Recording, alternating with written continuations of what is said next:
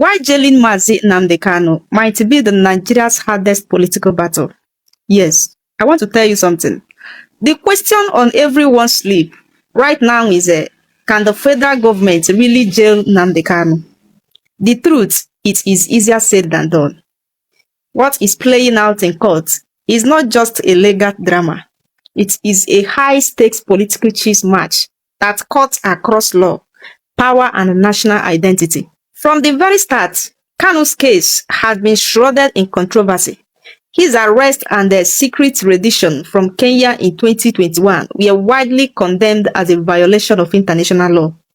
In fact, the Court of Appeal once ruled that his abduction was illegal, striking out all charges and ordering his release, though the Supreme Court later suspended that judgment. It left a deep legal crack that the government can't easily seal. Any conviction built on lawful process could be overturned, and Kanu's legal team knows it. But beyond the courtroom, there is a bigger storm brewing. Kanu is not just another defendant. He is the face of a powerful ideology. A man who to millions of Biafra sympathizers represents resistance against a system they believe has marginalized them. Any harsh sentence could ignite unrest in the southeast, spark nationwide protests, and turn Kanu from a rebel into a legendary martyr. Internationally, the heat is also on.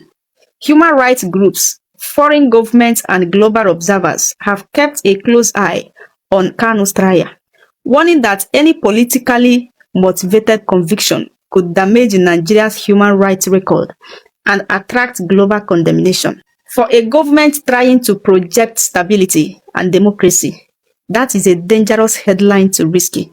I don't know if you understand what I mean. Inside the Nigeria's old corridors of power, there is division among top officials. Some believe Kanu's case needs political solution, dialogue, not detention. Others insist on punishment to set an example for those fighting for referendum, fighting for their own freedom. The result, a tug of war that has dragged the case for years, leaving the government trapped between justice and blackash. And let us not forget, Kanu's defense team is very, very sharp, experienced, and relentless. Every loophole, every procedural error, and every human rights violation becomes a weapon in court. Add to that the emotional support he enjoys from millions, and it becomes clear locking up Mazi Nnamdi Kanu is not just about a courtroom verdict. It is about surviving the political etiquette that would follow. So yes, it is true, jailing Kanu will be one of the hardest political battles that Nigeria government has ever faced. It is not just a fight over a man. It is a fight over meaning, legitimacy, and power itself, which is Mazi Nnamdi Kanu. We all saw what happened at the Federal High Court today, how he was confidently challenging the judges there. No, you can't do it. It's not a written law. You cannot. You cannot. You can't convict me.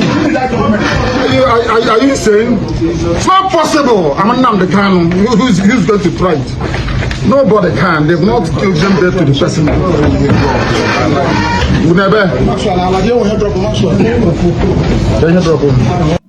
They knew they cannot do him anything. Touch him and see.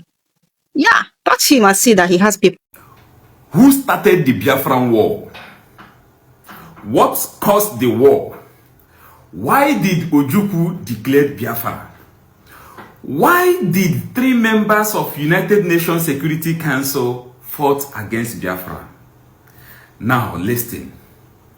Before Biafra was declared or before the war started, there was pogrom in the northern part of Nigeria, which started after the coup that was demonically tagged Igbo coup, according to IBB of recent. Now, there was pogrom, massacre of Easterners in the whole of northern Nigeria. It caused a lot of panic in the land that Gowon and Ojukwu were looking for solution out of the problem. Now, let me go straight to the point. What led to the declaration of Biafra? One, the first thing that led to the declaration of Biafra was the abrogation of the Aburi Accord. The Aburi Accord that Ojukwu and Gowon signed was abrogated. The British advised Gowon. He abrogated the accord. That is one. The second cause of the war was the continuous massacre of Easterners in the northern part of Nigeria. And the federal government's silence means that they are accomplice to the massacre. The third one that breaks the camel back was there was a leaked program or memo that the northern Muslims are planning to exterminate.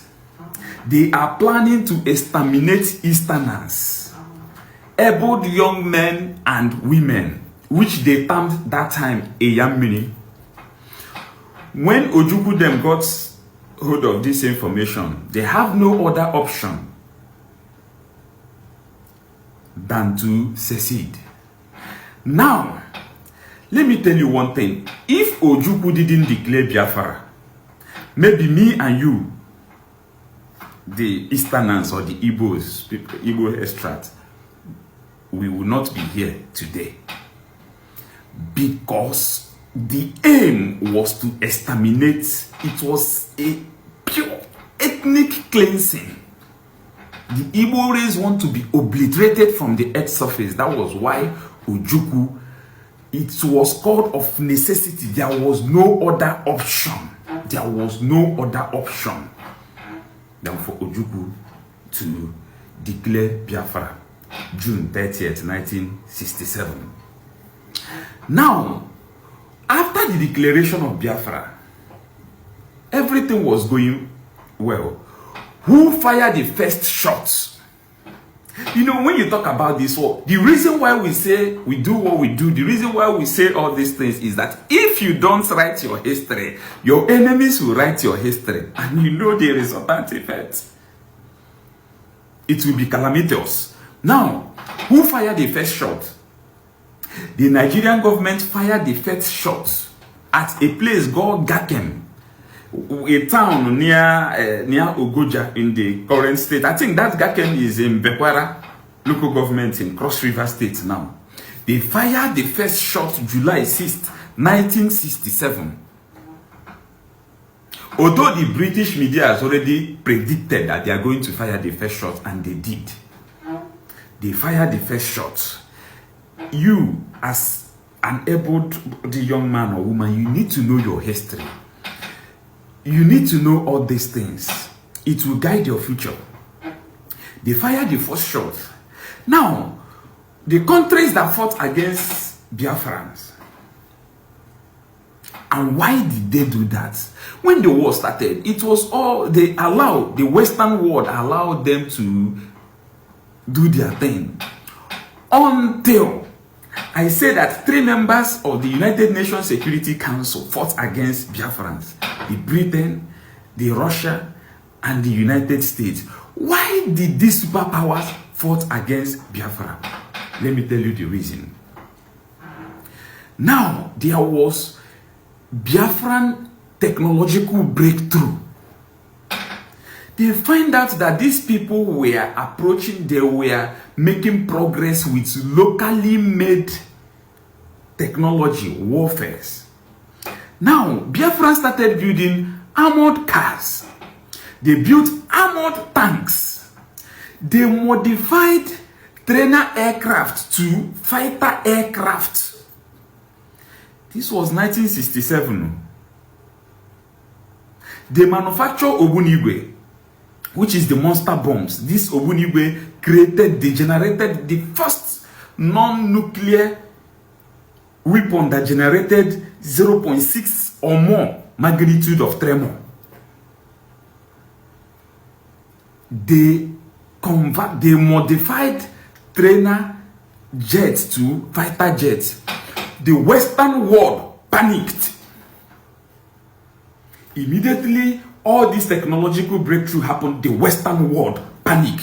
That is the reason why you see Britain fought against Biafra. Russia fought against Biafra. United States fought against Biafra. They were sending ammunition, warships, fighter jets.